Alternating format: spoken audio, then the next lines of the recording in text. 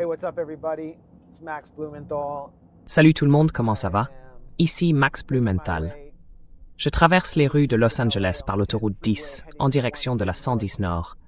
On va bientôt entrer dans le centre-ville avec quelqu'un que j'ai rencontré récemment, pendant que j'étais ici. Désolé pour l'image qui tremble. Le professeur Zhang, théoricien des jeux, reconnu et prédicteur d'événements qui bouleversent la planète. Et au volant, Ahmed Hussam.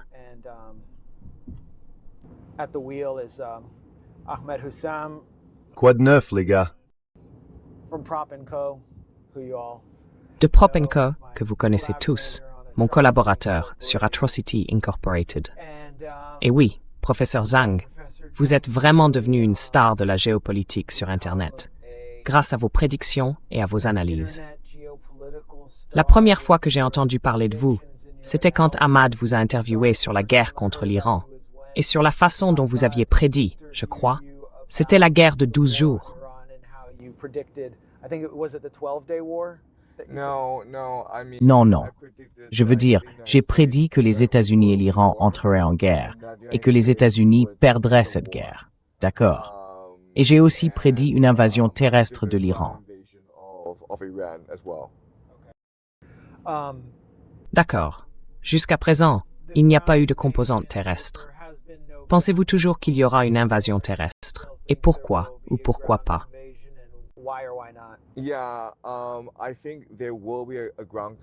Oui, je pense qu'il y aura une composante terrestre.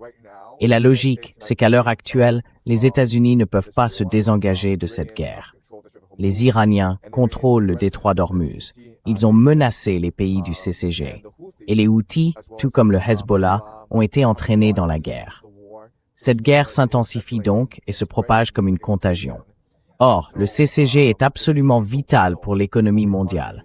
Et les États-Unis ne peuvent pas se permettre que l'Iran exerce un contrôle sur le CCG. Au minimum, les États-Unis doivent donc assurer une forme de protection au CCG, ainsi qu'à Israël. Le problème, toutefois, c'est qu'à l'heure actuelle, les États-Unis commencent à manquer d'armes, et leur force aérienne subit beaucoup d'usure, beaucoup d'attrition.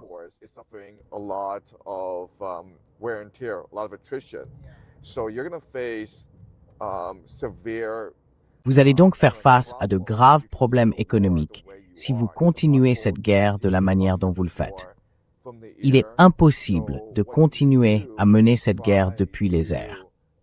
Ce qu'il faut faire, au fond, c'est essayer de la mener au sol. Et je pense que l'offensive terrestre se déroulera en plusieurs phases. La manière dont les Américains voudraient mener cette guerre, ce serait d'utiliser des forces par procuration, principalement les Kurdes, ainsi que les Baloutches, et peut-être même les Azerbaïdjanais. Et donc, ce que je crois être déjà en train de se produire, c'est que des forces spéciales et des équipes spéciales de la CIA sont intégrées à des groupes tribaux partout en Iran, afin de tenter de fomenter un soulèvement. Et les Iraniens ont fait un excellent travail pour identifier ces groupes de forces potentiels et les attaquer de manière préventive.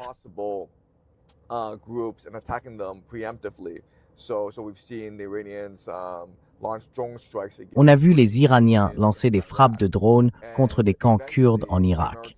Et à terme, les Américains seront contraints de tenter quelque chose de dangereux et de risqué pour mettre fin à la guerre. Par exemple, peut-être prendre le contrôle des îles autour d'Ormuz, dont fait partie l'île de Keshm.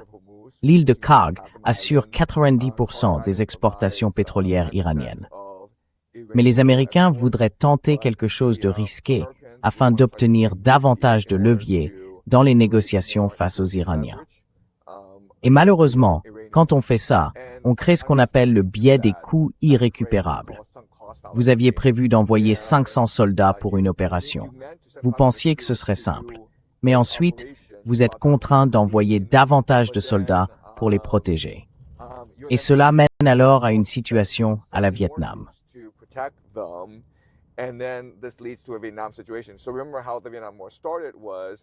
Alors, rappelez-vous comment la guerre du Vietnam a commencé. 3000 marines ont été envoyés pour sécuriser une base aérienne à Da Nang. Et cela devait être une opération très limitée. Et puis peut-être 3 ans plus tard, vous avez un demi-million de soldats au Vietnam. Ces choses-là s'intensifient. et échappe au contrôle très vite. Et l'autre problème, c'est que même si sur le plan politique, les États-Unis parvenaient à se sortir de la situation en Iran, Israël a déjà annoncé qu'il attaquerait l'Iran unilatéralement. Donc en gros, je dirais que la situation en Iran est hors de contrôle. Et dans ce genre de situation, les choses ne peuvent que s'aggraver. La prochaine escalade logique, ce seront des attaques contre des centrales électriques, puis vous aurez une invasion terrestre.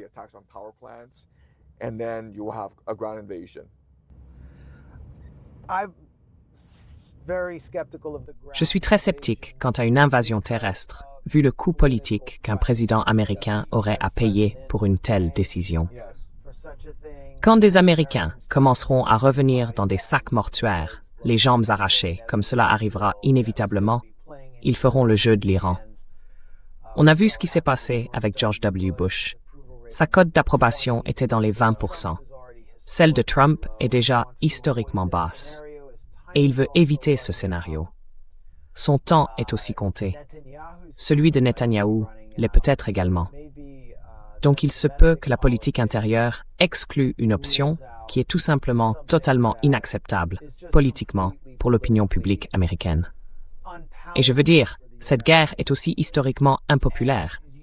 Il n'y a jamais eu de moment où elle a été populaire, comme la guerre en Irak par exemple.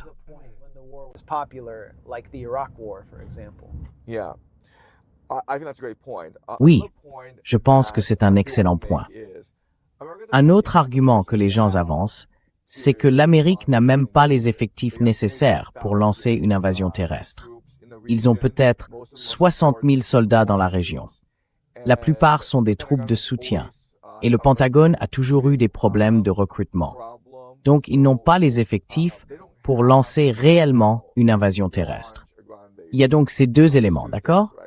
D'abord, une invasion terrestre aurait un coût politique énorme. Et puis, le Pentagone n'a peut-être pas les ressources ni les effectifs pour la lancer réellement. Le problème, c'est qu'on raisonne selon une logique militaire, alors que rien dans cette guerre n'a le moindre sens sur le plan militaire. D'accord? D'abord, on ne sait même pas pourquoi ni comment cette guerre a commencé.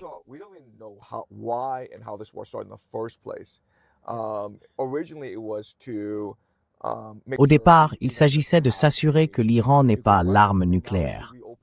Maintenant, il s'agit de rouvrir le détroit d'Ormuz. Mais il ne cesse de déplacer les objectifs et de trouver de nouveaux prétextes pour poursuivre cette guerre. Cela nous montre qu'ils n'ont jamais vraiment eu de stratégie claire dès le départ. Et les reportages des médias le confirment. C'est le premier point. Le deuxième, c'est que Trump a été vraiment erratique tout au long de cette guerre. Chaque semaine, il publie un message disant « Je vais ramener l'Iran à l'âge de pierre à coups de bombe ». Puis le lendemain, c'est « Hey, soyons amis, mec ». Et quelques jours plus tard, « Je vais vous tuer jusqu'au dernier ». Puis, encore quelques jours après, « Vous savez quoi? Je me rends ».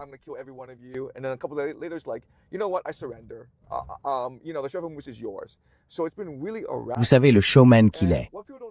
Donc ça a été vraiment erratique. Et ce que les gens ne comprennent pas, c'est que cela va à l'encontre du caractère de Trump.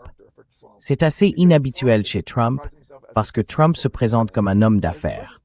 Or, en tant qu'homme d'affaires, il faut avoir de la crédibilité pour négocier. Et avec le temps, Trump perd toute crédibilité.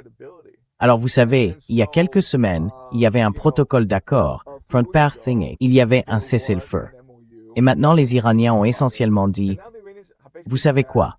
Nous ne voulons même plus négocier avec vous, parce que vous avez absolument aucune crédibilité. » Donc, c'est très inhabituel. La troisième chose, c'est que cette guerre s'étend très rapidement, n'est-ce pas?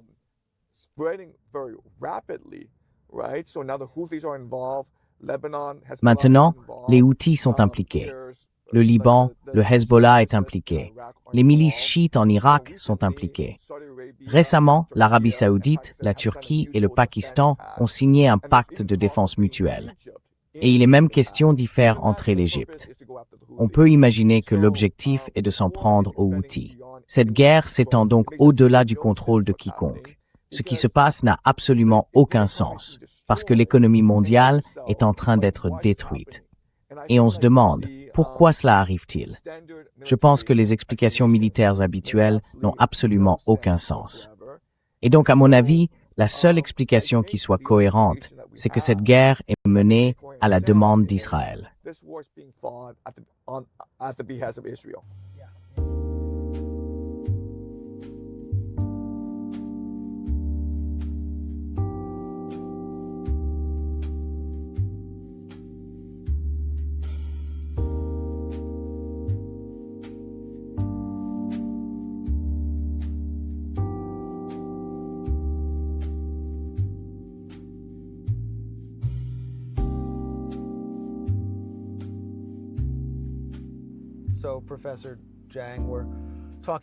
Alors, professeur Zhang, nous parlons de la guerre contre l'Iran.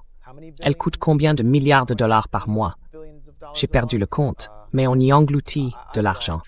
Et nous traversons Skid Row, dans le centre-ville de Los Angeles. Vous vivez à Pékin. Avez-vous déjà vu quelque chose comme ça? Je n'ai jamais vu quelque chose comme ça auparavant. Il y a actuellement 7 décès par semaine ici. Avant, il y en avait 3 par semaine. Il n'y a vraiment aucune politique sociale qui permette de loger les personnes susceptibles d'être dépendantes aux drogues ou d'avoir des problèmes de santé mentale. Je veux dire, vous pouvez le voir ici. Qu'est-ce que fait cette grande foule? C'est un refuge. Ah d'accord, c'est l'un des principaux abris. Alors, ils attendent de la nourriture ou ils attendent un abri. Je ne sais pas, mais c'est l'un des principaux refuges où vous pouvez prendre une douche ou être accueilli pour la nuit et avoir un lit. D'accord.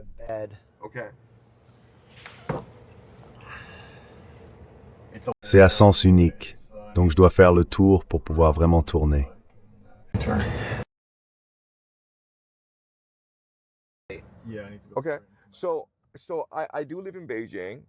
D'accord, donc je vis à Pékin et je me suis rendu dans des régions extrêmement pauvres de Chine. J'ai travaillé comme journaliste et j'ai visité beaucoup d'enclaves de migrants, de logements insalubres. J'ai aussi travaillé comme fonctionnaire de l'ONU en Afghanistan et je suis allé dans des camps de réfugiés. Et je voyage beaucoup. Je suis allé dans des favelas brésiliennes. J'essaie de voir le plus possible du monde. Et franchement, ce Skid Row, c'est assez apocalyptique. C'est une apocalypse de zombies. Et j'ai aussi le sentiment que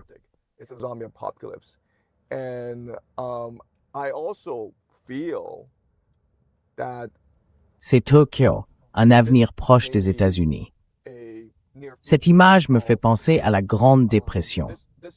J'imagine que pendant la Grande Dépression, il y avait beaucoup de rues comme celle-ci, disséminées à travers les États-Unis.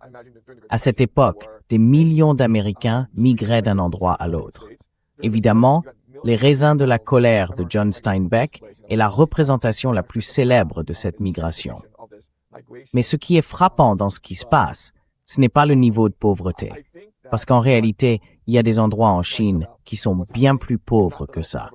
C'est plutôt le niveau de colère, de frustration, de dépression, retourné contre soi. Eh bien, la négligence aussi. Oui, enfin l'abandon social. Je vois ce qui se passe de l'intérieur pour les gens de Skid Row. Franchement, on a vraiment l'impression d'être en pleine apocalypse zombie. Ici. Est-ce qu'on peut se déplacer à pied dans le quartier? Oui, c'est possible. Mais la nuit, ce n'est pas toujours une très bonne idée. C'est vrai.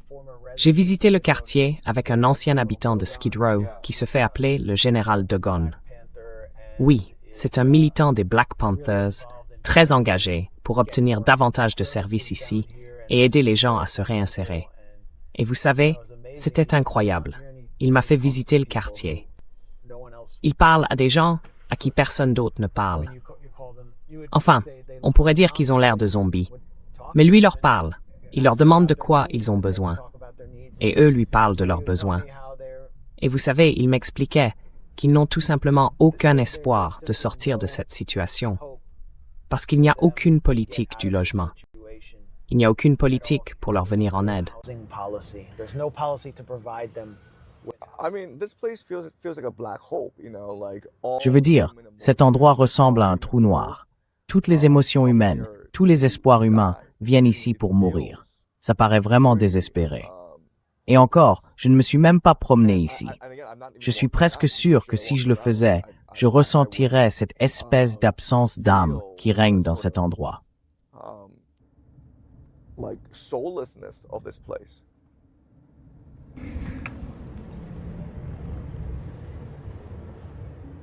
Well, it's kind of like a Eh bien, cliché c'est that presque devenu un cliché. the US has Les money États-Unis for ont de l'argent pour la guerre, mais rien pour les pauvres. and Et le consensus qui émerge, c'est que, vous savez, ces gens ne veulent pas de logement. Ils ne veulent pas quitter la rue. Alors abandonnons-les et laissons-les mourir. Il y a toutes ces nouvelles lois contre le fait de traîner dans l'espace public, où les gens finissent en prison, simplement parce qu'ils se sont assis par terre. Une femme a été emprisonnée plus de 70 fois pour avoir été au sol. Et j'imagine qu'il y a aussi du profit à emprisonner les gens. Il y a une façon de transformer tout ça en source de profit. Il y a toutes ces organisations à but non lucratif ici, qui récoltent énormément d'argent. Mais de toute évidence, elles ne sont pas capables de s'attaquer réellement aux problèmes. Et vous avez vu ça dans le domaine de l'aide internationale. International aid scenario. Yeah. Yeah. I will also say Oui, that, you know, je dirais aussi que c'était ma première fois à Los Angeles. J'ai séjourné à West Hollywood, puis à Santa Monica. Et l'impression que j'ai eue en restant dans ces hôtels, c'est presque celle d'un monde de science-fiction. Comme si on était dans le futur, dans 100 ans, et qu'un groupe particulier de gens avait transcendé sa condition. Ils ont des corps parfaits, ils sont génétiquement supérieurs, ils sont à l'abri des maladies, ils sont beaux, et ils vivent dans ces complexes luxuriants. Et il faut se dire que quand on atteint un niveau de richesse aussi extrême, on a aussi un niveau de pauvreté extrême. Donc je pense aussi que s'il doit y avoir ces endroits d'une richesse extrême, alors ils reposeront, vous savez, sur ces montagnes, ces gouffres d'exploitation extrême. of these caverns of extreme exploitation. So I think that Skid Row Donc, je pense que Skid Row est à bien des égards une conséquence directe de l'extrême richesse dans ce pays. Si vous avez une classe de milliardaires, vous aurez Skid Row. Il n'y a tout simplement aucun moyen d'y échapper. Parce que pour avoir des milliardaires, il faut exploiter des millions et des millions d'Américains. Et quand vous faites ça, vous créez des situations comme Skid Row. Donc si vous partez du principe qu'il y a des milliardaires en Amérique, il y en a plus en Amérique que dans le reste du monde réuni. Et que cette économie devient beaucoup plus inégalitaire. Vous savez, les économistes appellent ça une économie en K. much more unequal. You know, economists call it the K-shaped economy. And what's happened over these past few years. Et ce qui s'est passé ces dernières années, c'est que la branche supérieure du K est devenue presque parabolique. Et donc, je pense que c'est vraiment ça, l'avenir. Je pense que le modèle économique actuel des États-Unis est moralement en faillite. Il est à bout de souffle. Et des endroits comme Skid Row. Enfin d'abord, cette zone va tout simplement s'étendre et engloutir davantage de quartiers de Los Angeles. Mais je pense que, dans les grandes villes, vous aurez aussi des endroits comme celui-ci. Parce qu'en choisissant de mener une guerre inutile à l'étranger, c'est-à-dire la guerre contre l'Iran, vous choisissez aussi de négliger les services sociaux les plus élémentaires que la société américaine devrait fournir à sa population. Basic social services that U.S. society should provide to your people. Yeah. I think that's a pretty Oui, basic point. je pense que c'est un constat assez élémentaire. On peut voir que beaucoup de ces petits regroupements, ici, dans ce secteur de Skid Row, n'étaient pas aussi concentrés auparavant. Beaucoup de ces personnes ont été chassées des zones plus gentrifiées du centre-ville. Et quand on va dans ces quartiers, on voit désormais énormément de caméras flocs, beaucoup de surveillance et d'architecture hostile, ainsi qu'une forte répression du fait de traverser hors des passages, de traîner ou de s'asseoir. Donc je pense que la gentrification du centre-ville de Los Angeles illustre très bien votre propos. Downtown LA proves your point pretty well. And also, like, I'm staying in Santa Monica. Et aussi, je loge à Santa Monica. Et c'est évidemment un quartier très aisé. Le soir, vers 11 heures peut-être, à cause du décalage horaire, j'allais me promener. Et il y a beaucoup de sans-abri à Santa Monica, donc ce phénomène s'étend. Peut-être que les sans-abri de Santa Monica sont en quelque sorte des explorateurs ou des pionniers, mais je vois Skid Row s'étendre très rapidement dans toute la région. Et ce qui est incroyable, c'est qu'au lieu de dire que c'est un problème et qu'il faut des politiques pour aider ces gens, les gens choisissent de faire l'autruche et de prétendre que ces personnes n'existent pas. Dans ce cas, eh bien, cette situation va s'étendre très rapidement. La pauvreté est un cancer qui se métastase dans l'ensemble des États-Unis.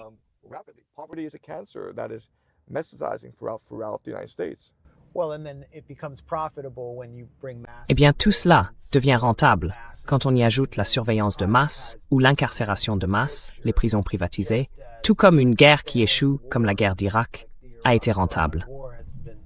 Mais vous regardez tout ça pour la première fois. Et ce que j'ai constaté aux États-Unis, simplement en voyageant à travers le pays, c'est qu'il y a énormément de pauvreté cachée.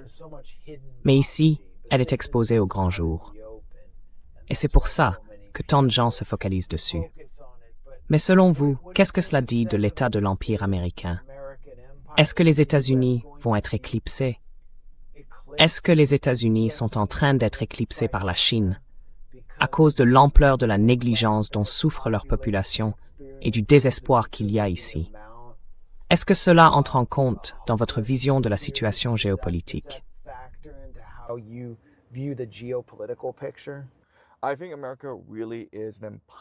Je pense vraiment que l'Amérique est un empire en déclin. Je viens ici et je constate simplement certains signes d'instabilité de la société. D'abord, les prix dans ce pays sont tout simplement obscènes. Hier, par exemple, j'ai marché pendant 1 heure pour trouver l'endroit le moins cher où prendre un petit déjeuner.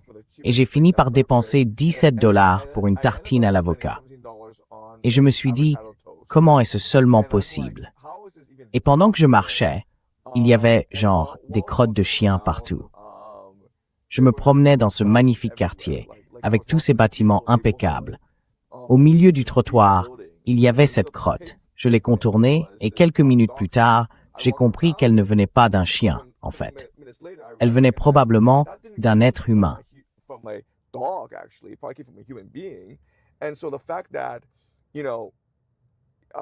Et donc, le fait que des êtres humains puissent, sans aucune honte et sans la moindre retenue, s'asseoir en plein jour pour chier, ça me dit que le tissu social, ou le tissu social qui soutient cette société, s'est désagrégé. Et en ce moment, on a vraiment l'impression d'être dans un monde où chacun mange l'autre, chacun pour soi. Et je pense que c'est un cancer et qui va métastaser. Ce qui est vraiment étrange avec les empires en déclin, et ils le sont tous un jour, c'est qu'ils essayent d'exporter leurs troupes intérieures. On sait que Los Angeles, New York, Boston, Chicago sont en quelque sorte en train de s'effondrer. C'est assez désespéré. Alors lançons une guerre à l'étranger pour distraire les gens. Et peut-être que vous savez, si on gagne une guerre, on se sentira mieux dans notre peau. Mais ça donne vraiment l'impression d'un empire en déclin.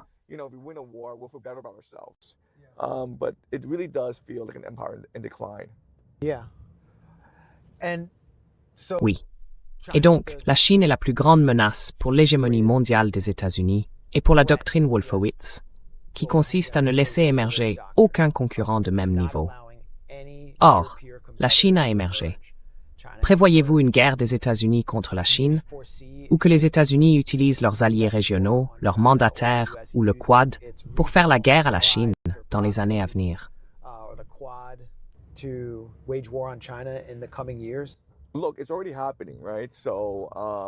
Écoutez, ça se produit déjà, non? Depuis que Trump a lancé la guerre des droits de douane, les États-Unis ont exploré de nombreuses options pour contenir l'ascension de la Chine. En ce moment, les États-Unis encouragent le réarmement du Japon, et le Japon forme des alliances avec l'Inde, les Philippines et l'Australie. En mer de Chine méridionale, les gardes-côtes philippins sont en conflit avec les gardes-côtes chinois. Et des gens sont morts dans ces conflits. Et on peut s'attendre à ce que ces choses ne fassent que s'aggraver au cours des prochaines années. Alors peut-être que les États-Unis et la Chine concluront une sorte de grand accord avec une détente sur laquelle ils se mettront d'accord. Mais c'est de la tromperie.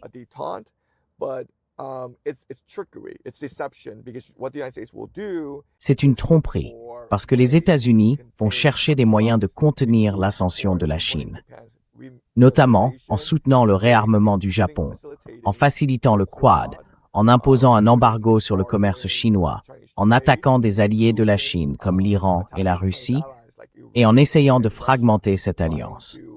L'Empire dispose donc de nombreux moyens pour contenir l'ascension de la Chine. Mais je pense que l'idée selon laquelle la Chine va remplacer les États-Unis est assez naïve et erronée. Je pense qu'on ne regarde pas seulement un empire en déclin. On regarde une civilisation en déclin.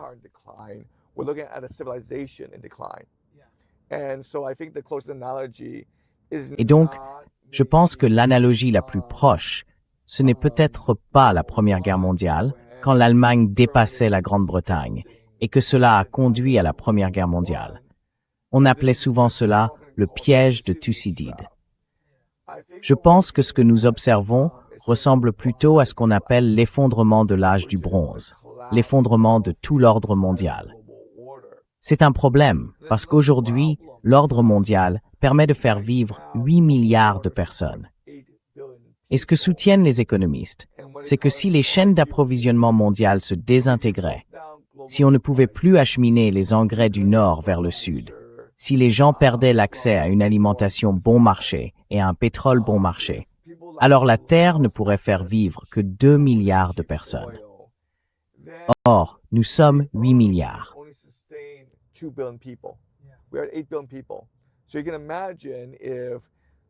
Alors vous pouvez imaginer que s'il y a, vous savez, une réduction de la population, il y aura le chaos à l'échelle mondiale. Cela comprendrait des famines en Afrique qui entraîneraient des migrations de masse du sud global vers le nord global. Il y aurait des guerres civiles dans tout le nord global, à mesure que les migrants arriveraient dans les pays et que les populations natives tenteraient de protéger leurs droits autochtones. Il y aurait des conflits entre grandes puissances, par exemple la guerre en Ukraine, ce qui se passe au Moyen-Orient. À terme, la Chine et le Japon se battront pour Taïwan. L'Amérique s'étendra vers l'extérieur et tentera de coloniser l'Amérique latine. Enfin, nous sommes face à un déclin civilisationnel. Nous sommes face à la fin de tout ce que nous avons connu dans nos vies.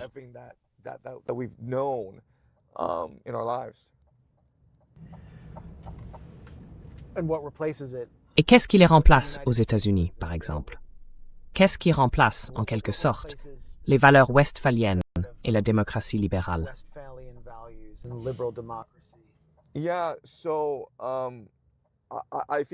Oui, donc je pense que vous avez raison. Le néolibéralisme, et même le libéralisme en général, c'est mort. C'est une idéologie en train de mourir, qui n'est vraiment pratiquée que dans des villes côtières d'élite comme New York, San Francisco et Los Angeles. Mais la majorité s'est détournée du néolibéralisme et du libéralisme, de l'idée même de méritocratie. Et je pense qu'à mesure que cette idéologie décline et que les problèmes économiques s'aggravent aux États-Unis, il devient très difficile, à ce stade, pour les États-Unis d'éviter une guerre civile. Je pense que ces villes connaîtront des révoltes internes et que différentes factions s'affronteront.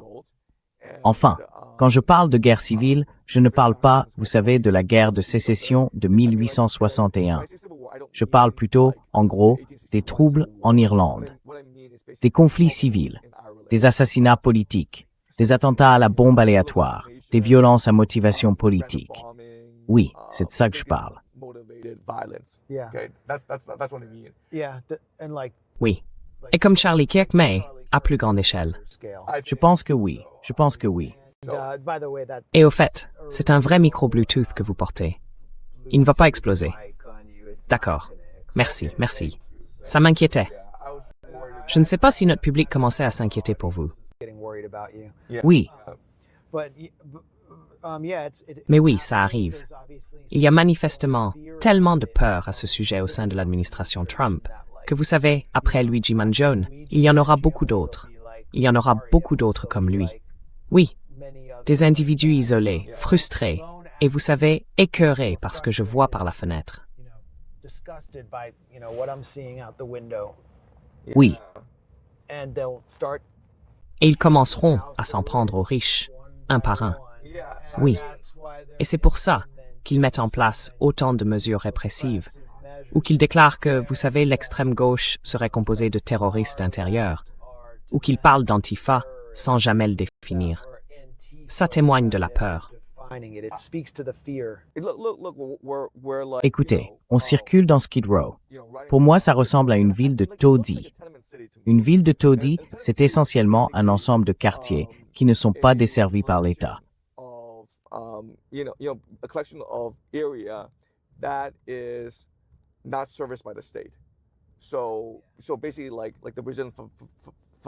En gros, comme les favelas brésiliennes ou les taudis de migrants, c'est ça? Ces gens ont été abandonnés par la société. Le gouvernement ne reconnaît même pas leur existence et ne se sent aucune responsabilité de leur fournir de l'électricité, de l'eau ou de la nourriture. Et je pense que c'est l'avenir des États-Unis. Des communautés fermées, d'une richesse extrême. Les gens qui y vivent sont des baby boomers, des personnes de 90 ans, qui sont essentiellement séniles. Et ils sont pris en charge par une armée d'infirmières dont le seul travail consiste à faire en sorte qu'ils vivent un jour de plus, alors qu'en réalité, leur existence n'a plus vraiment de sens.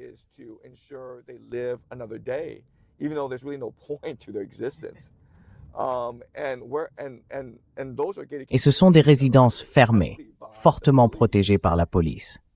Et puis, partout ailleurs, ce sera comme ça.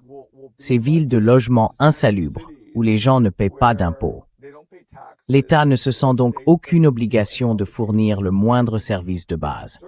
Ils sont simplement contraints de se débrouiller seuls. Ils doivent créer leur propre réseau d'eau, ce qui consiste essentiellement à récupérer l'eau de pluie, puis peut-être à la filtrer un peu. Ils doivent produire leur propre électricité. C'est très similaire aux favelas brésiliennes et aux villes de migrants chinoises.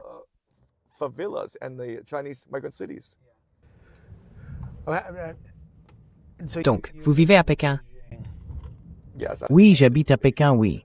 Comment ça vous plaît là-bas?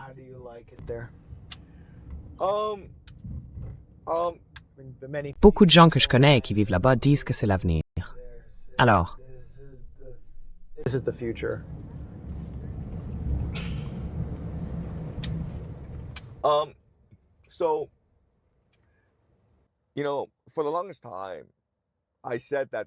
Vous savez, pendant très longtemps, j'ai dit que la Chine était un enfer matérialiste, le pire enfer matérialiste de cette planète. Et puis je suis venu à Los Angeles, et maintenant j'ai l'impression de devoir y retourner pour présenter mes excuses à tout le monde. Alors, certains voient le déclin américain et en déduisent que la Chine est en ascension. Mais après avoir été dans les deux pays, je pense que ce sont deux empires en déclin. Je ne vois pas vraiment de grand avenir pour la Chine. La corruption y est vraiment endémique. Les inégalités sont énormes. La stagnation politique, ces luttes de factions au sein du gouvernement, tout cela paralyse, en gros, la capacité du gouvernement à fonctionner. C'est pour ça que, même si ces 2 dernières années ont été marquées par des événements mondiaux majeurs, la Chine a été très passive dans sa réponse à ces événements mondiaux. Peter Lacaux. China has been very passive in responding to these global events. oui. Donc, avant qu'on entre dans Skid Row, vous avez évoqué les raisons de la guerre contre l'Iran. Et d'ailleurs, c'est un événement sur lequel j'ai vu beaucoup de débats pour savoir si la Chine aurait dû réagir plus fermement. Est-ce qu'elle veut vraiment laisser les États-Unis et Israël entrer au cœur de l'Eurasie? On dirait qu'elle a apporté un certain soutien. Mais, pour revenir à la question de savoir pourquoi cette guerre a eu lieu, vous avez dit que c'était une guerre pour Israël. Je suis d'accord, c'était une guerre pour Israël. Mais j'ai vu certaines de vos autres interviews. vous y parlez de sociétés secrètes et de théorie des jeux. Or, dans le cas de la guerre contre l'Iran, dans la mesure où c'était une guerre pour Israël, le lobby pro-israélien n'est pas une société secrète. Il est là, au grand jour. Oui, Yes. au grand jour. Oui. Dans votre interview avec Theo Von, vous parliez du document Clean Break. C'est public. Tout le monde peut le chercher et le trouver. Le mouvement sioniste, qui constitue en quelque sorte la base sociopolitique ou idéologique du lobby israélien, et vous savez, le mécanisme de projection mondiale de la puissance douce d'Israël, est lui aussi visible au grand jour. Alors, pourquoi parler de sociétés secrètes et de gouvernements secrets, alors qu'on pourrait plutôt voir cela à travers le prisme peut-être de la parapolitique ou de la politique profonde, comme l'appelait Peter Dale Scott?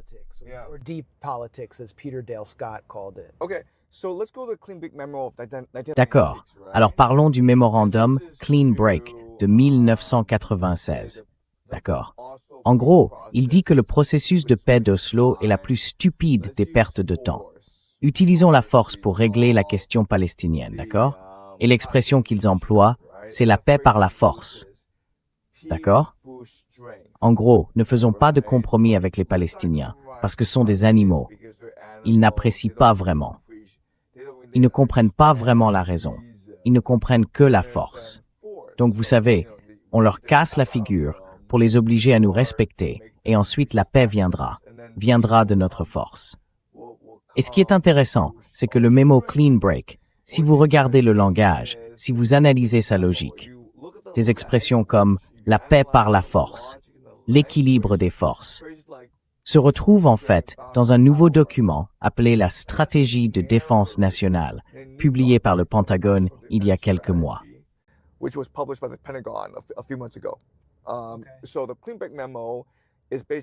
Donc, le mémo Clean Break est en substance réécrit dans la Stratégie de défense nationale. Mais revenons au mémo Clean Break. C'est un document très court, tout le monde peut le lire, d'accord? Mais il appelle essentiellement à trois choses. D'abord, il préconise de rompre avec le processus de paix d'Oslo et de garantir la sécurité d'Israël par la force, plutôt que par la négociation avec le monde arabe. C'est le premier point. Le deuxième, c'est qu'il appelle Israël à devenir la puissance régionale en créant un équilibre des pouvoirs, essentiellement en déstabilisant les régimes qui l'entourent, y compris la Syrie. Il préconise donc de travailler avec la Turquie et la Jordanie pour déstabiliser la Syrie. Ce qui est intéressant, c'est que ce texte a été écrit en 1996 et que cela s'est produit récemment. L'État islamique est intervenu avec le soutien de la Turquie pour renverser le régime d'Assad.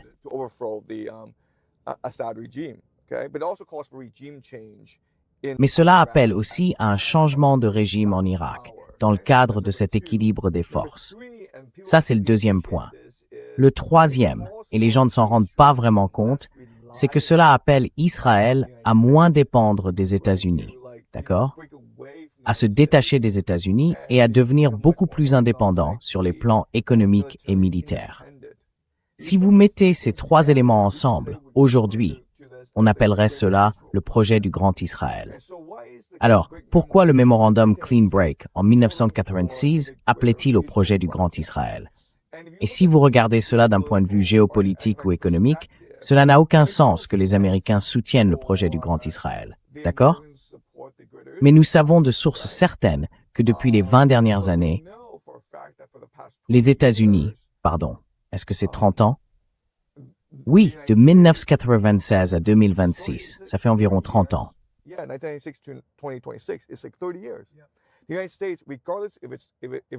Les États-Unis, qu'il s'agisse d'une administration démocrate ou républicaine, ont fait tout leur possible pour promouvoir le projet du Grand Israël, n'est-ce pas? Oui, George W. Bush a donc lancé une guerre contre l'Irak. Obama a favorisé un changement de régime en Libye et en Syrie. Et maintenant, vous avez cette guerre en Iran. Tout cela fait partie du projet du Grand Israël. Et si vous réfléchissez aux intérêts américains, ça n'a aucun sens, n'est-ce pas? Alors, pensons à 2003, à cette guerre contre l'Irak. Saddam Hussein, peu importe ce que lui disaient ses conseillers, était absolument convaincu que les États-Unis ne l'attaqueraient pas. Et la raison, c'est que si les États-Unis attaquaient l'Irak et détruisaient son régime, cela ferait de l'Iran la puissance hégémonique régionale, n'est-ce pas? Et pourquoi ferait-il ça? Oui, l'Occident a toujours soutenu Saddam contre l'Iran. Oui. Donc soudainement, oui, dans les années 80, vous savez, Saddam Hussein était un allié de la CIA. Oui, Pas vrai? Donc, il se dit, ça n'a aucun sens. Pourquoi est-ce qu'il m'attaquerait? Quand les Américains ont envahi le pays, les Irakiens n'avaient même pas de système de défense aérienne, parce qu'ils se disaient, jamais ils ne viendront nous attaquer. Il est donc impossible d'analyser ce qui s'est passé ces 20 ou 30 dernières années uniquement à travers le prisme de la géopolitique et de l'économie.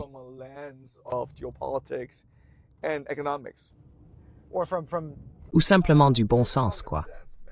Le fait de comprendre que les États ont des intérêts et qu'ils vont défendre leur intérêt national. Parce que ce qu'on voit aujourd'hui est irrationnel.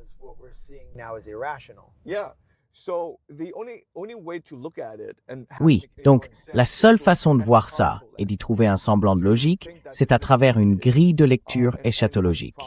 Pensez que tout cela sert à accomplir une prophétie de la fin des temps. Et quand on regarde ce qui se passe, on a l'impression que tout est mis en œuvre pour faire advenir une ère messianique. Une ère messianique peut être définie différemment selon qu'on est chrétien, juif ou kabbaliste. Mais je dirais qu'il y a 3 grandes choses à accomplir pour inaugurer l'ère messianique. D'accord?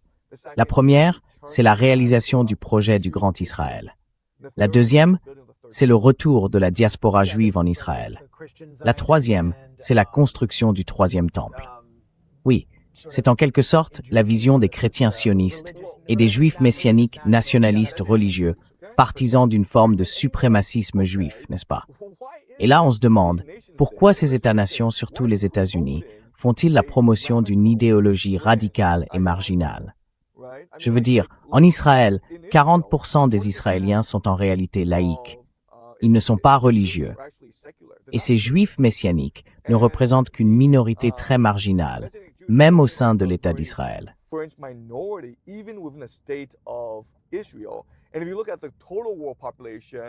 Et si vous regardez la population mondiale totale, ils ne représentent rien, n'est-ce pas? Alors on se demande, qu'est-ce qui se passe là? J'y ai beaucoup réfléchi. Et la seule explication que j'ai, c'est que d'une manière ou d'une autre, des sociétés secrètes ont pris le contrôle des États-nations. Et ce sont elles qui promeuvent cette eschatologie particulière. Elles le font depuis 30 ans. Et je pense qu'il s'agit d'une coalition ou d'une alliance de différentes sociétés secrètes, de différents groupes religieux. Et je dirais que parmi ces groupes, il y a les francs-maçons, ainsi qu'un groupe appelé Chabad Lubavitch.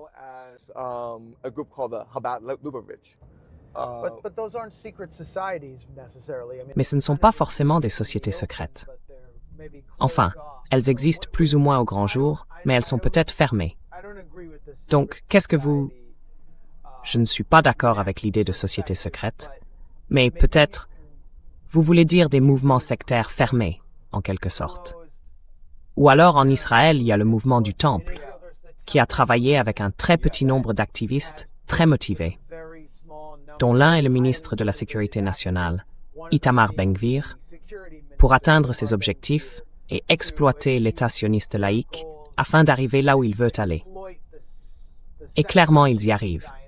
Ils sont très peu nombreux, mais là encore, ils sont très motivés et idéologiquement zélés. Et puis vous savez, Chabad Lubavitch est très puissant. Oui, mais ce n'est même pas la plus grande secte ultra-orthodoxe. Donc vous faites référence à des sociétés fermées, comme ça. Ou qu'entendez-vous par société secrète?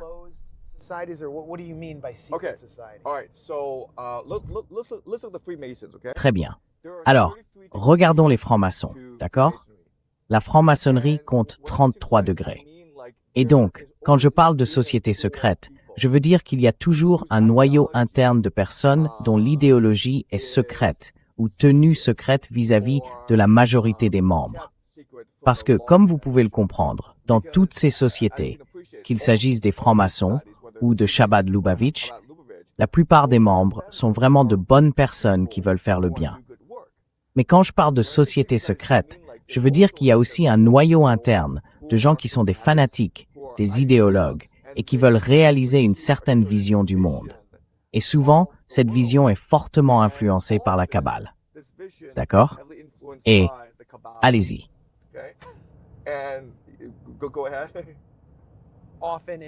Souvent dans le cas de toutes les sociétés secrètes où, oui, enfin, je veux dire les Abad, ils croient à une certaine numérologie kabbalistique.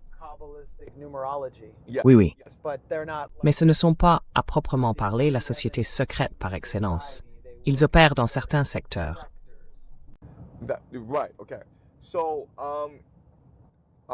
Bon, d'accord. Alors, si la franc-maçonnerie vous intéresse, je vous recommanderais deux auteurs. Le premier, c'est Albert Pike, qui est considéré comme le grand architecte de la franc-maçonnerie américaine.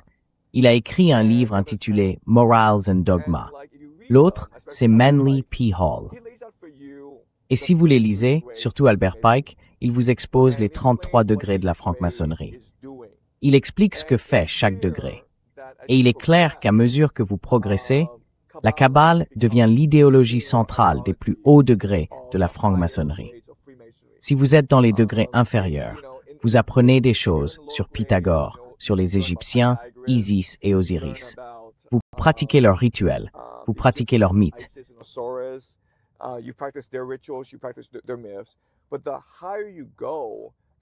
Mais plus on monte, plus la Kabbale devient le principe organisateur. Et c'est évidemment aussi le cas pour Chabad Lubavitch, d'accord? Et si c'est structuré de cette façon, c'est parce qu'il y a certaines vérités qu'eux connaissent et que les autres ne peuvent absolument pas comprendre, d'accord? Je vais donc vous donner un exemple extrême pour illustrer la différence. On enseigne à la plupart des gens que les Juifs ont subi l'Holocauste à cause de l'antisémitisme dans le monde entier, d'accord? C'est ça, non? C'est l'idée principale que tout le monde apprend à croire au sujet de l'Holocauste. D'accord. Très bien.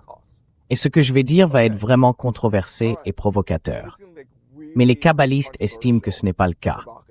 Les kabbalistes pensent que l'Holocauste a eu lieu parce que les Juifs le méritaient.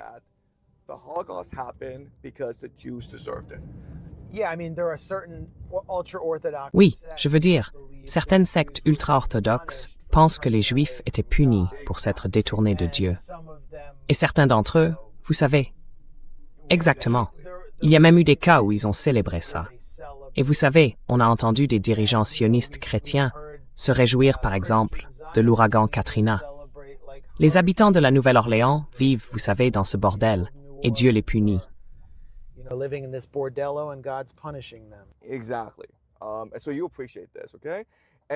Exactement. Et donc, vous comprenez ça, d'accord? Et ce qui rend cela pertinent, c'est que si ces gens le croient, alors ils regardent le monde autour d'eux et ils ont presque l'impression que Dieu est de nouveau en colère, n'est-ce pas? Parce que un tiers des Juifs américains sont laïcs. Vous savez, ils pratiquent le judaïsme réformé. Tel Aviv est la ville la plus gaie du monde, et ils en sont fiers. Donc, si vous êtes un kabbaliste qui pratique une forme très extrême d'orthodoxie, vous avez le sentiment qu'il faut faire quelque chose pour empêcher qu'un nouvel holocauste ne se produise, n'est-ce pas? Et vous avez le sentiment de devoir agir pour sauver le peuple juif. Enfin, pensez-vous que ce soit une conclusion juste?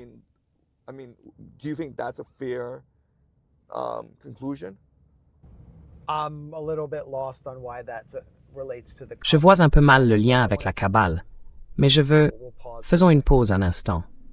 Nous revoilà donc. Nous avons fait une petite pause, et nous sommes de retour avec le professeur Zhang. Nous parlions des sociétés secrètes. Je pense qu'une partie des discussions sur les sociétés secrètes peut être réductrice, et qu'elles négligent ce qui nous saute aux yeux, comme je l'ai dit auparavant. Mais il existe des sociétés secrètes dont j'ai parlé, et qui ne sont plus si secrètes que ça, comme le groupe Bilderberg. Ils ont toujours gardé secrète la liste de leurs membres, jusqu'à ce qu'ils finissent par attirer trop l'attention. Ils gardaient secrète la localisation de leurs réunions. They kept the meeting location secret. I found out that they were meeting at the Mandarin Oriental. J'ai découvert qu'ils se réunissaient à l'hôtel Mandarin Oriental de Washington, qui a depuis changé de nom. J'ai essayé d'y entrer rapidement, juste pour voir, pour révéler ce qui se passerait si un journaliste tentait d'entrer. Et les agents de sécurité ont fondu sur moi, sans prévenir. Et vous savez, parmi les membres de cette société secrète, il y avait Mark Rutte, qui se tenait juste là dehors, et qui est aujourd'hui secrétaire général de l'OTAN. Peter Thiel était là. Alex Karp était là. Les dirigeants de toutes les agences de renseignement des Five Eyes étaient là. À ce moment-là, ils planifiaient la guerre en Ukraine. Ce sont donc des figures majeures qui agissent ouvertement. Mais là, ils étaient réunis à huis clos.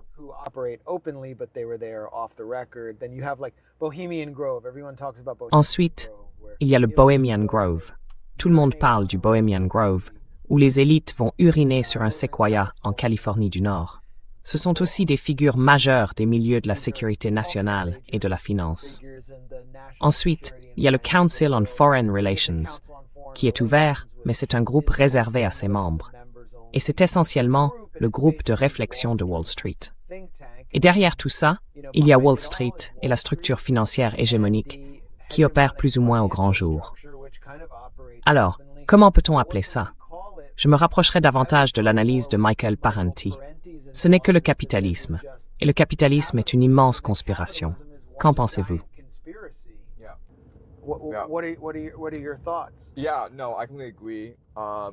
Oui, non, je suis tout à fait d'accord. Donc, le terme technique qu'on peut employer, c'est capital transnational. L'idée, c'est que le capital transnational, c'est simplement de l'argent qui peut circuler librement au-delà des frontières nationales. Parmi les exemples de capital transnational, on trouve les fonds de pension japonais, les fonds souverains du Moyen-Orient, ou encore des capitaux privés comme Vanguard, Blackstone, Wall Street et la City de Londres. Donc oui, c'est tout à fait juste de dire que le capital transnational contrôle le monde. Mais le problème qu'il faut comprendre, c'est que le capital transnational joue un jeu visant à obtenir le meilleur rendement possible sur ses investissements. Et il y a donc beaucoup de concurrence entre ces différentes forces du capital transnational.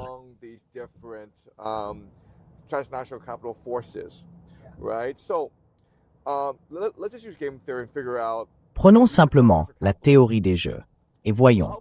Si vous êtes un capitaliste transnational, comment vous pouvez vous assurer au mieux de gagner cette partie contre d'autres capitalistes transnationaux? Et si vous voulez gagner à n'importe quel jeu, la meilleure façon de gagner, c'est de tricher. Et par tricher, j'entends vous coordonner secrètement avec d'autres personnes afin de manipuler le marché en votre faveur. Il y a 3 choses que vous devez contrôler pour réussir dans ce jeu. La première, c'est l'accès à l'information. Vous devez avoir plus d'informations que les autres. Prenez par exemple les Rothschild. Pourquoi les Rothschild ont-ils si bien réussi comme banquiers? Parce qu'ils disposaient d'un réseau d'agents répartis dans toute l'Europe.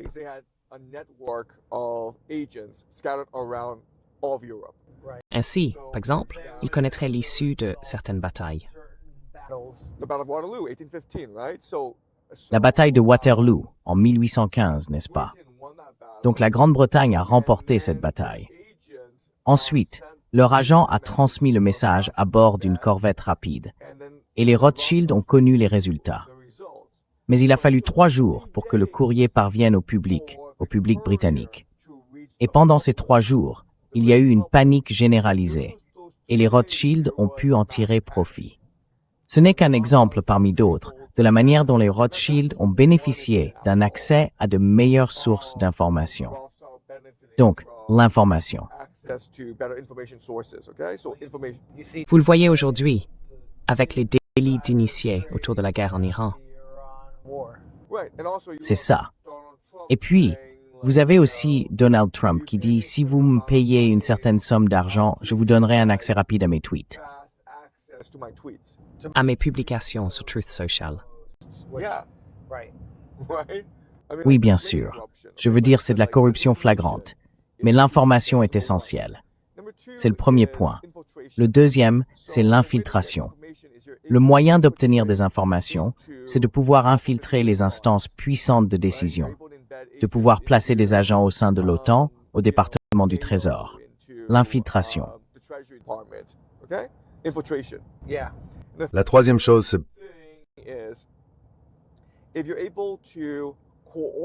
Si vous êtes capable de coordonner vos différents agents pour créer une action qui vous profite spécifiquement, par exemple, si vous êtes capable de prévoir le moment d'un effondrement boursier.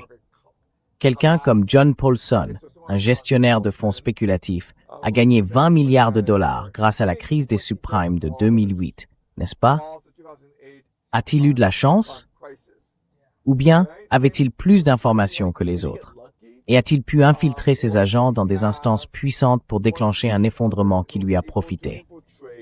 On ne peut que spéculer, d'accord? Mais je dis simplement que, selon la théorie des jeux, si vous avez ces trois choses, l'information, l'infiltration et la coordination, vous l'emportez davantage que les autres. Et comment crée-t-on de l'information, de l'infiltration et de la coordination? Par le biais de sociétés secrètes. Voilà donc la web des sociétés secrètes.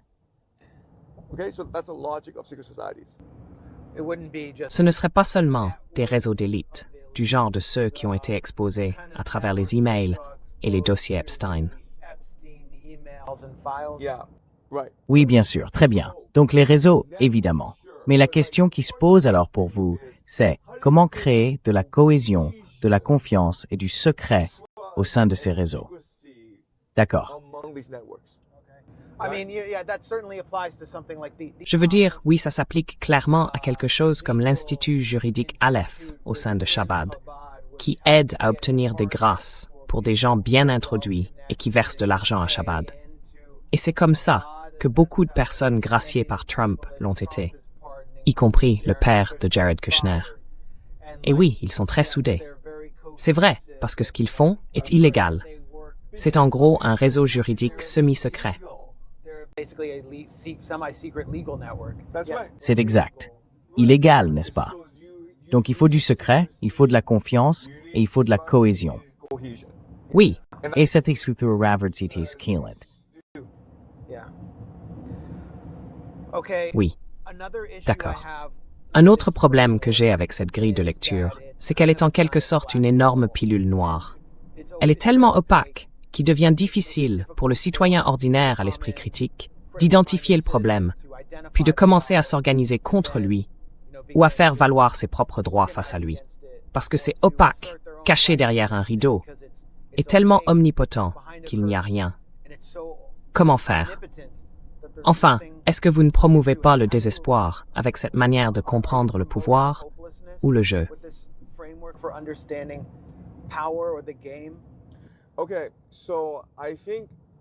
D'accord. Je pense qu'il faut d'abord bien diagnostiquer le problème. D'accord?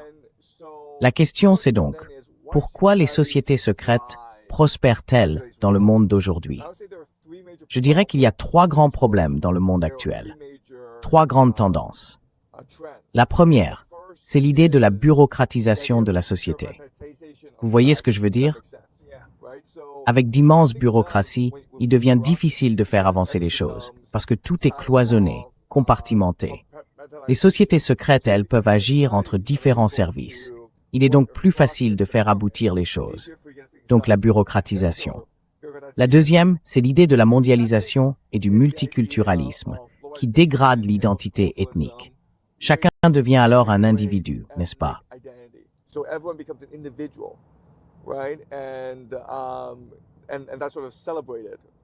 Et c'est en quelque sorte célébré. La mondialisation est aussi un facteur énorme.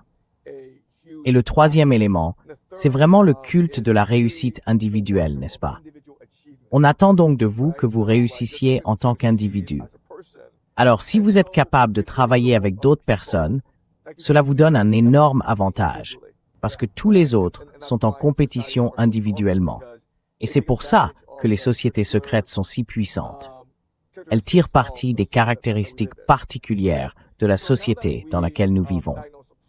Maintenant que nous avons posé le diagnostic, nous pouvons trouver des solutions à la présence généralisée des sociétés secrètes dans le monde.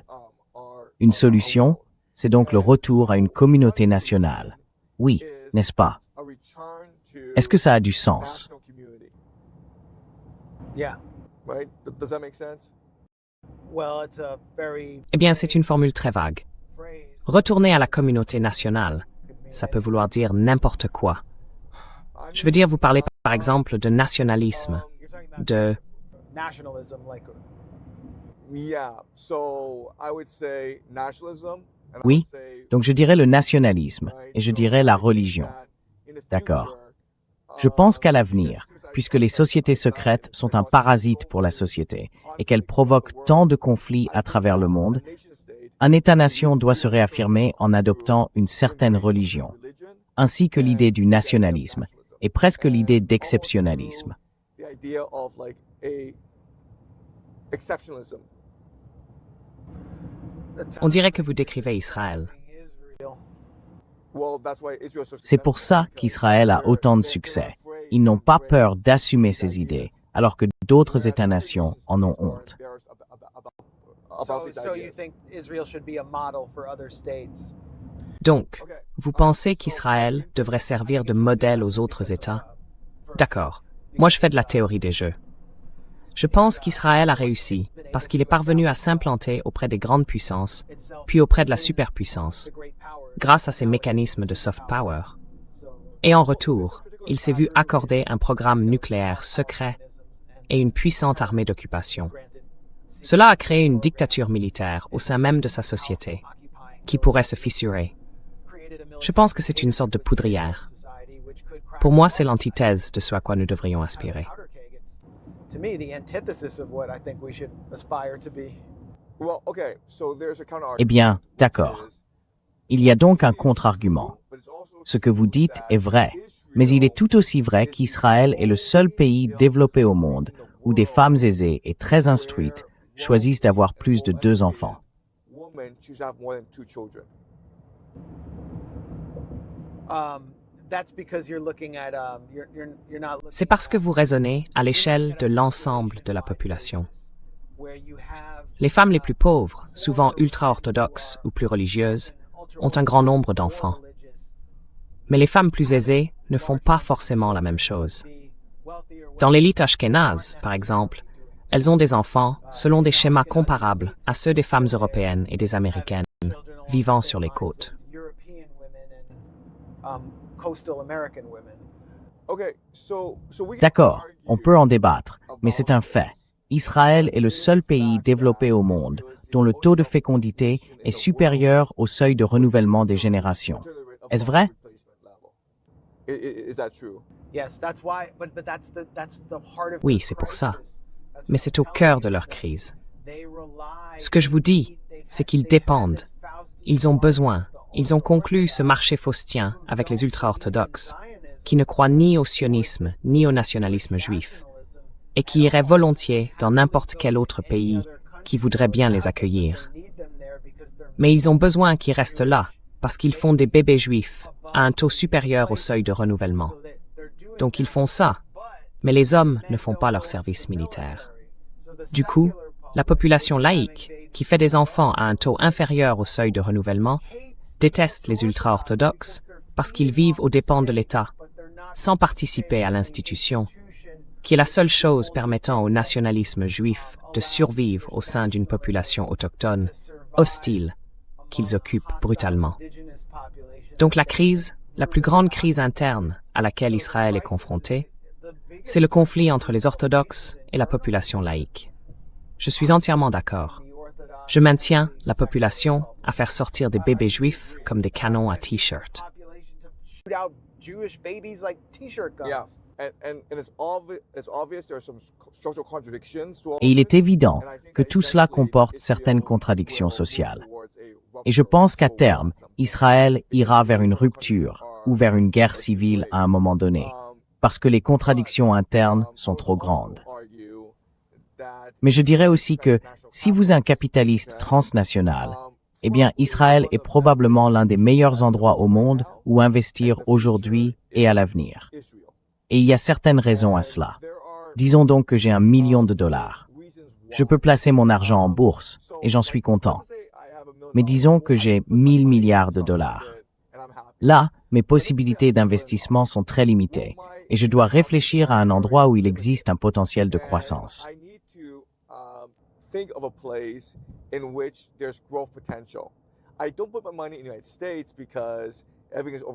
ne place pas mon argent aux États-Unis parce que tout y est hors de prix, que la société est en déclin, que tout le monde semble épuisé par l'Empire, et que les États-Unis vont mener ces guerres absurdes qui vont vider le trésor, d'accord? Donc je n'investis pas aux États-Unis.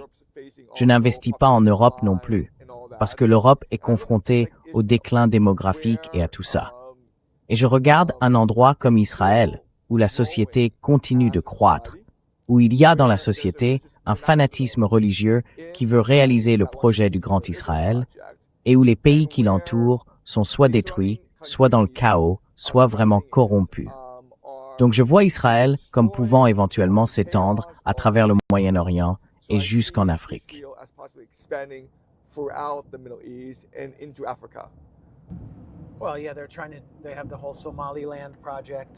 Eh bien oui, ils ont tout le projet du Somaliland. Ils essayent de contrôler la mer Rouge, c'est sûr. Mais c'est un pari. Clairement, c'est un pari. Et Moody's n'a-t-elle pas abaissé la note des obligations israéliennes à B+. Je veux dire, c'est en quelque sorte un avertissement aux investisseurs. Israël dépend fortement des investissements directs étrangers. Mais oui, depuis 3 ans, c'est clairement en recul.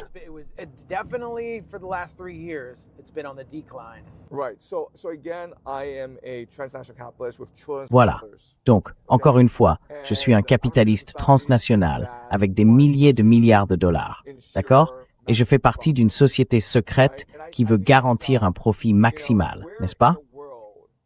Et je me dis, où dans le monde puis-je investir et obtenir des rendements énormes? Il y a certains endroits dans le monde. D'accord? Je dirais que l'un d'eux est l'Argentine. Un autre, c'est Israël. Et quand on suit l'actualité, on a l'impression que le sionisme pénètre à la fois le Moyen-Orient et l'Argentine.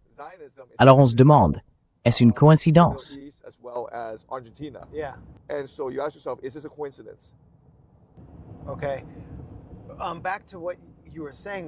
D'accord.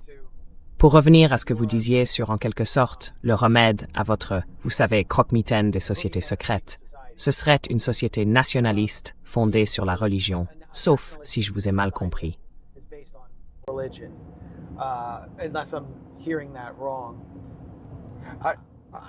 Je pense que le Japon est une société résiliente face aux sociétés secrètes, si vous voyez ce que je veux dire. Oui, enfin, je ne sais pas. Ils n'ont pas une sorte de société secrète shintoïste.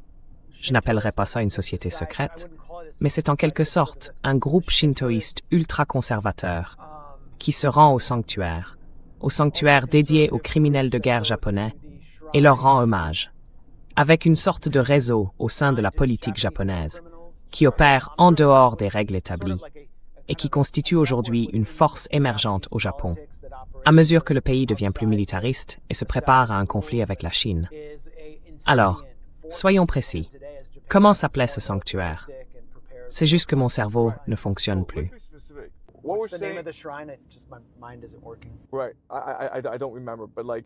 Oui, je ne me souviens pas, mais soyons précis. Les sociétés secrètes feront toujours partie de la vie. Les sociétés secrètes qui sont alignées sur le capital transnational posent problème parce qu'elles constituent une force parasitaire, n'est-ce pas? Parce que tout ce qu'elles veulent faire, c'est générer le plus de profits possible pour elles-mêmes, puis prendre ces profits et les déplacer ailleurs, n'est-ce pas? Elles drainent donc l'énergie et la richesse de notre communauté. Et c'est un problème, n'est-ce pas?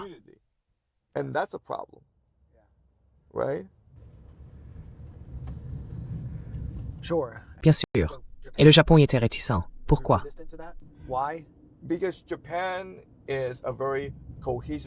Parce que le Japon est une société très cohésive, d'accord? Prenons cet exemple. Les Japonais ne parlent pas, leur anglais est terrible.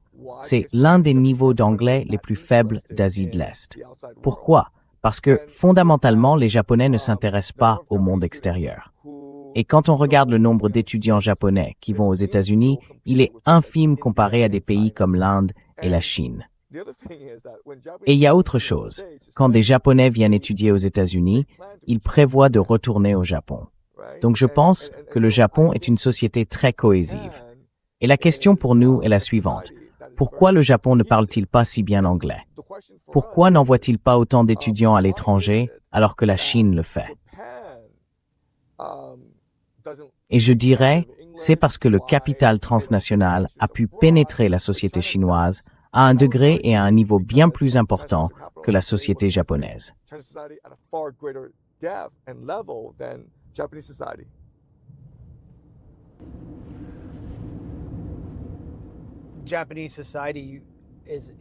La société japonaise est, diriez-vous, moins capitaliste que la Chine. Enfin, c'est certain qu'elle est très cohésive sur le plan culturel et qu'elle a été plus monolithique que d'autres pays.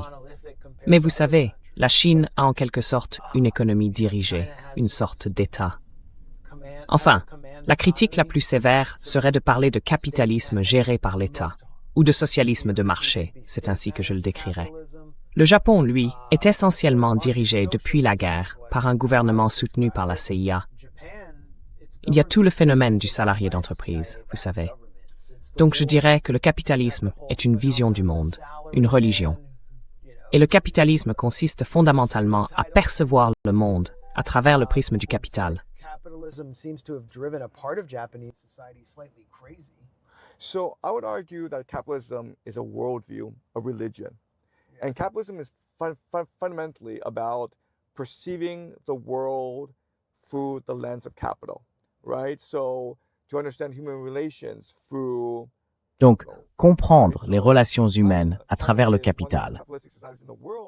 En Chine, la Chine est l'une des sociétés les plus capitalistes au monde, parce que nous jugeons les êtres humains, nous nous jugeons les uns les autres, selon la richesse que nous possédons. Et il y a un culte voué à des gens comme Jack Ma et d'autres entrepreneurs, parce qu'ils sont milliardaires. Alors qu'au Japon, la société n'est pas régie par la recherche de la richesse matérielle. Les Japonais sont très attachés à la communauté. Si vous allez au Japon, c'est une société extrêmement propre. Et c'est parce qu'ils voient l'État-nation japonais comme une manifestation des esprits.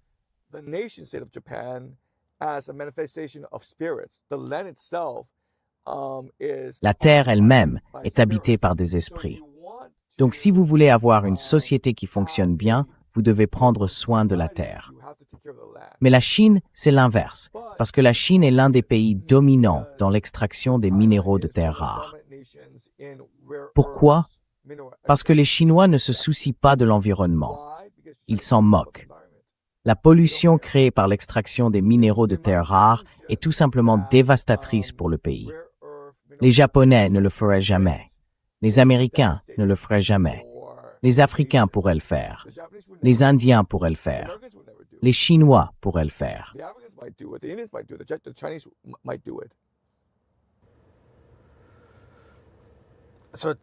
On dirait donc que vous pourriez vous installer au Japon. L'occasion se présente, oui. Je ne suis jamais allé au Japon ni en Chine, alors il m'est difficile de... C'est le jour et la nuit. Si vous allez au Japon et que vous découvrez le Japon, imaginez simplement son exact opposé. Vous obtenez la Chine. Si vous allez en Chine et que vous imaginez simplement l'opposé de la Chine, vous obtenez le Japon.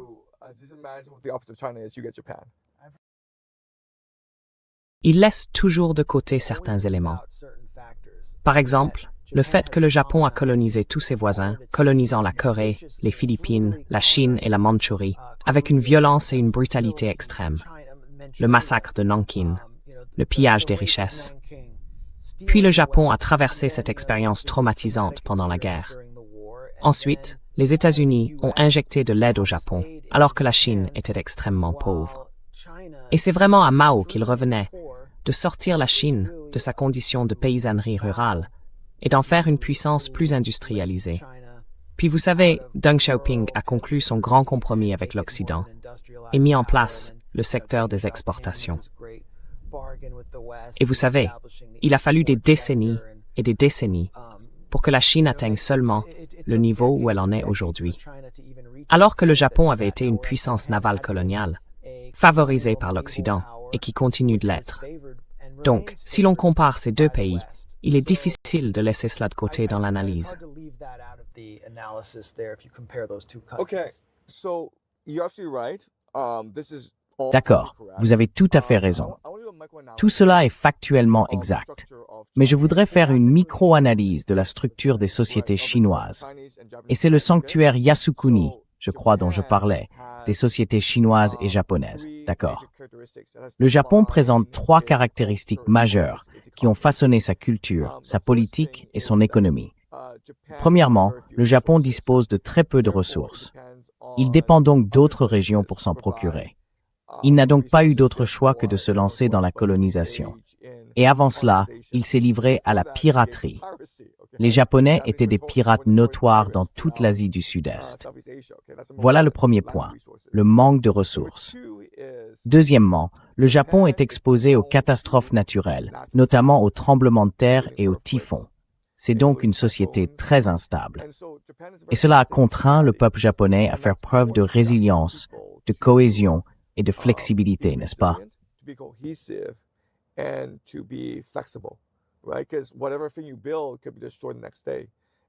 Parce que tout ce que vous construisez peut être détruit le lendemain. Il faut donc vous entraider pour reconstruire, d'accord? Ensuite, il y a les catastrophes naturelles. La troisième chose, c'est que le Japon a toujours vécu dans l'ombre d'une puissance plus grande. Pendant très longtemps, c'était la Chine, et le Japon a essentiellement adopté beaucoup de pratiques chinoises. Aujourd'hui, il est dans l'ombre des États-Unis, n'est-ce pas? Et les Japonais adoptent désormais beaucoup de pratiques culturelles américaines. C'est simplement l'histoire du Japon. Le Japon n'a pas une culture de l'innovation qui lui soit propre. Il est bien plus capable de prendre ce qu'il y a de meilleur chez ses voisins et de l'adapter à ses besoins locaux. Et les Japonais sont très bons pour ça. D'accord? Voilà donc le système japonais. La Chine est différente. D'abord, la Chine est un immense pays autosuffisant. D'accord?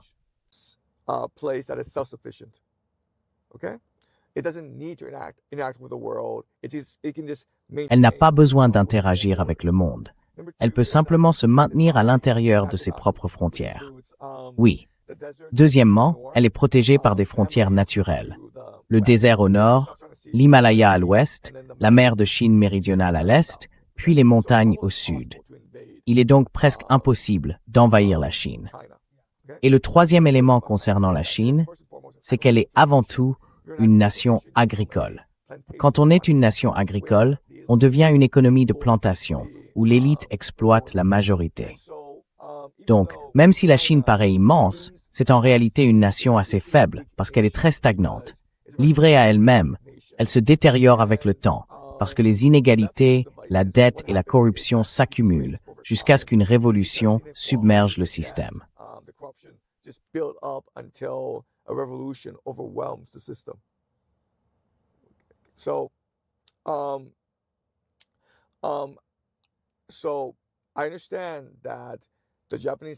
Donc je comprends que les Japonais ont commis beaucoup de crimes, en particulier envers les peuples d'Asie du Sud-Est.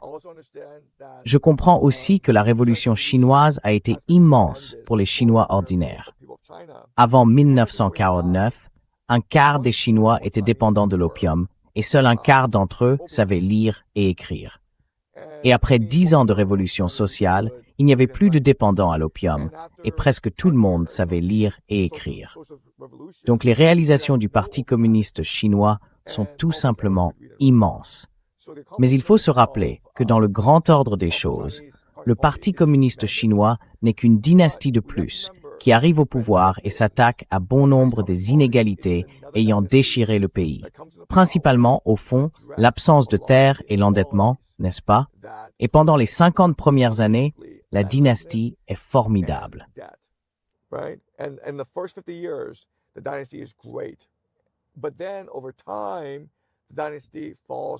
Mais avec le temps, la dynastie tombe dans la corruption.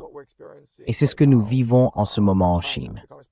Le Parti communiste, pendant ces 50 premières années, a accompli beaucoup de grandes choses. Mais aujourd'hui, le système s'est ossifié. La bureaucratie s'est enlisée. Il y a énormément d'inégalités et de corruption. Et on ne voit pas très clairement comment le système va gérer cette corruption et ces inégalités. Il y a eu beaucoup de tentatives, des purges, des enquêtes, des répressions.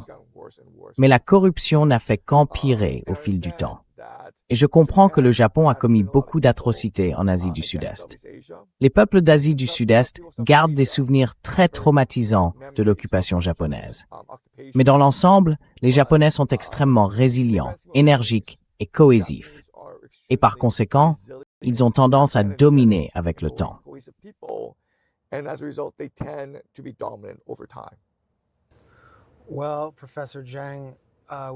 Eh bien, professeur Zhang, nous avons eu cette rencontre fortuite ici, et je voulais connaître votre point de vue et échanger avec vous. C'était vraiment très intéressant, même si, vous savez, nous ne partageons pas forcément la même analyse ni la même vision du monde. Je pense que toutes les personnes qui auront regardé ça trouveront cet échange intéressant, et j'ai hâte de voir les réactions. Alors, merci beaucoup d'avoir pris le temps de parler avec nous à The Grey Zone.